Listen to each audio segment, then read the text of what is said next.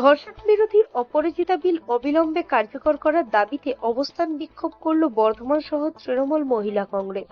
রবিবার বিকেল 5টা নাগাদ বর্ধমানের বীরহাটা মোড়ে ধর্ণা মঞ্চ করে অপরাজিতা বিল অবিলম্বে কার্যকর করার দাবি তুলে অবস্থান বিক্ষোভ করেন তারা।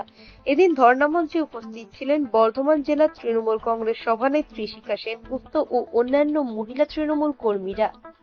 অন্যান্য রাজ্যে যেখানে ধর্ষণের সংখ্যা অত্যন্ত বেশি, হয়তো এই বিল তারাও চালু করবে।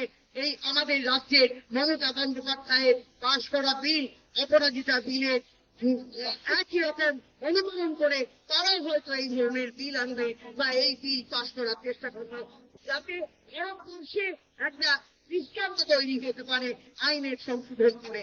সেটা এখনো পাশ হয়নি। তাই আমাদের একটাই দাবি যে অপরাজিতা বিলের এখনো পর্যন্ত রাষ্ট্রপতি করলেন না কেন, কিসের জন্য? আমরা জানি রাষ্ট্রপতি দ্রৌপদী মুর্মু তিনিও একজন মহিলা।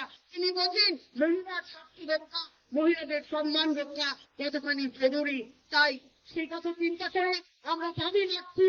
আমাদের এই আন্দোলন চলছে সারা পশ্চিমবঙ্গের বিভিন্ন জেলায় জেলায়। এই কর্মসূচি দিয়েছেন আমাদের মমতা বন্দ্যোপাধ্যায় মহান নেত্রী এবং চন্দ্রিমা ভট্টাচার্য।